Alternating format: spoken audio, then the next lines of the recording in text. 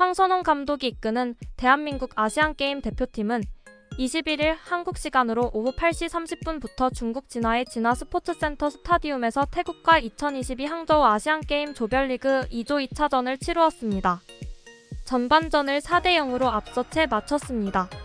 앞서 쿠웨이트와 1차전에서 9대0으로 이겼던 한국이 이날도 승리를 추가한다면 2승으로 조 1위를 확정을 하게 되는 거였는데요. 3차전 바레인전 결과와 상관없이 16강 진출에 성공하게 됩니다. 이번 경기에서 황선홍 감독은 저번과 같이 4-4-2 포메이션을 꺼내 들었습니다. 박재용, 고영준이 공격 조합을 맞췄고 엄원상, 백승호, 홍석현, 안재준이 중원에 섰습니다. 그리고 수비는 설영우, 박진섭, 이재익, 황재원을 사용해서 포백을 꾸렸고 골문은 이광현이 지켰습니다. 태국은 5-3-2로 맞섰습니다. 브라파 피탁이 최전방을 맡았고 이선엔 출통 라타나품 수품 파숫이 위치했습니다. 수비 라인은 램디, 센시칸무안, 논타라, 슈타인바워, 트리사시 자리했고 골키퍼는 라콤폰입니다. 한국은 전반 10분 만에 선제골을 노렸습니다. 박재용이 오른쪽에서 올라오는 크로스에 머리를 갖다 댔지만 그러나 공은 골키퍼 정면으로 향했습니다. 이른 시간에 한국이 태국의 골망을 흔들었는데요. 전반 14분 왼쪽 측면에 올라오는 고영준의 크로스를 보고 홍현석이 매섭게 달려들어 태국의 골망을 흔들며 선제골을 이른 시간에 넣었습니다. 한국은 이에 멈추지 않고 또다시 선제골을 넣었는데요. 전반 20분 안재준이 이 경기 연속골을 장렬했습니다.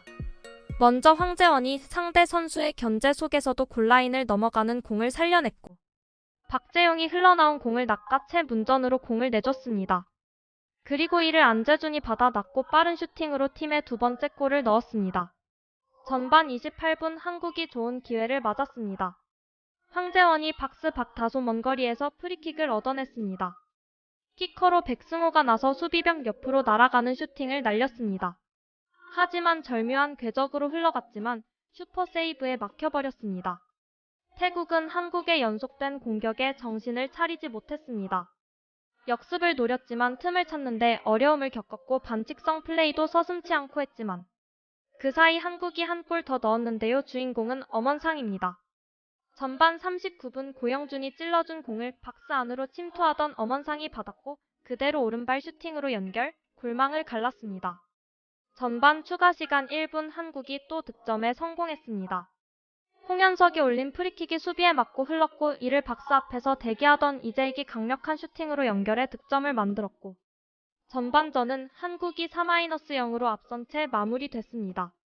한국은 후반에도 꾸준히 태국을 압박했지만 추가 득점이 터지지 않았습니다. 후반 35분에는 조영욱이 골키퍼와 1대1 기회를 맞이하며 골키퍼까지 제쳐냈지만 슈팅이 옆그물을 때리고 말았습니다. 이후 추가 득점이 터지지 않으며 한국의 4대0 승리로 경기는 마무리됐습니다.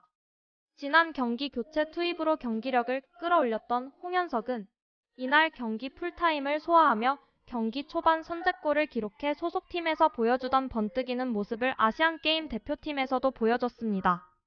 홍현석은 지난 쿠웨이트전에서도 9번째 득점이었던 안재준의 골로 이어지는 패스를 건네며 득점을 도왔는데 이번 경기에서는 1골을 기록하며 존재감을 과시했습니다.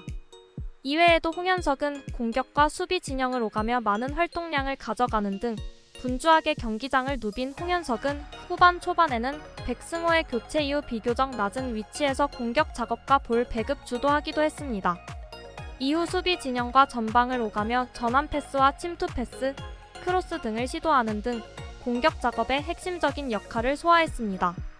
한국은 쿠웨이트와의 1차전에서 독일 분데스리가 슈투트가르트 주전 공격수 정우영이 해트트릭을 폭발하며 유럽파의 힘을 보여줬습니다.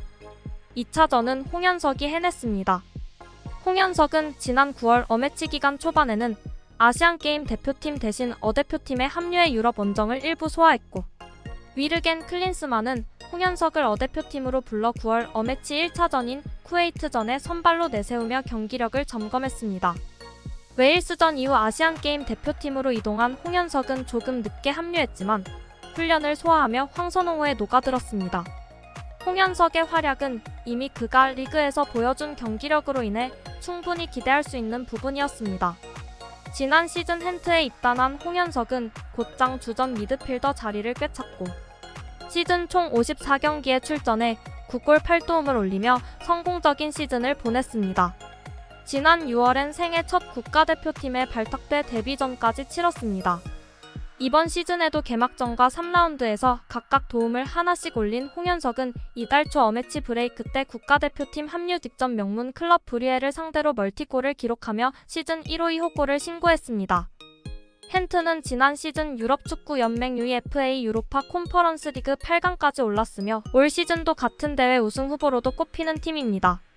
그런 팀에서 주전으로 뛰는 홍현석의 존재는 태국 선수들에게 공포의 대상이 될 수밖에 없었던 것으로 보입니다.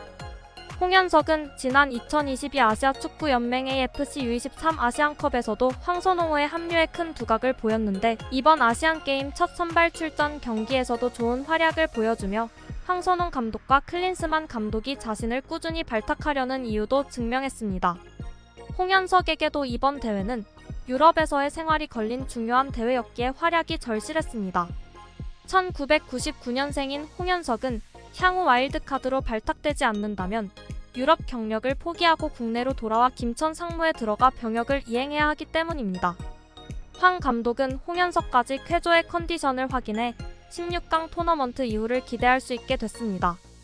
또한 이번 경기에서 벤치에서 모습을 보였던 파리 생제르맹 소속 이강인 선수의 인터뷰도 공개되었는데요. 강인은 21일 오후 중국 항저우에 입성해 대한축구협회가 준비한 차량을 타고 곧바로 대표팀이 머물고 있는 중국 진화시로 이동했습니다. 이강인은 형들과 친구들과 그리고 어린 친구들과 좋은 결과를 꼭 낼 수 있도록 최선을 다하겠다고 짧게 소감을 밝혔습니다. 이어 부상 상태에 대한 취재진의 질문에는 웃으며 비밀이에요 라고 답했는데요. 그런 이강인을 보기 위해 적잖은 팬들이 항저우 공항을 찾아왔는데요. 파리 생제르맹 유니폼을 들고 온 팬도 보였습니다. 이강인은 입국장에 들어서자마자 사인을 요청한 어린이 팬에게 다가갔고 이후에도 팬들의 사인 요청에 몇 차례 더 응했습니다. 아직 이강인 선수를 활용하지도 않고 조1위로 올라왔기에 이강인 선수가 활용된다면 어디까지 올라갈 수 있을지 기대가 되네요. 구독과 좋아요 한 번씩 부탁드립니다. 다음 영상을 만드는데 큰 힘이 됩니다. 재미있는 소식이 있으면 다시 돌아오겠습니다. 좋은 하루 보내세요.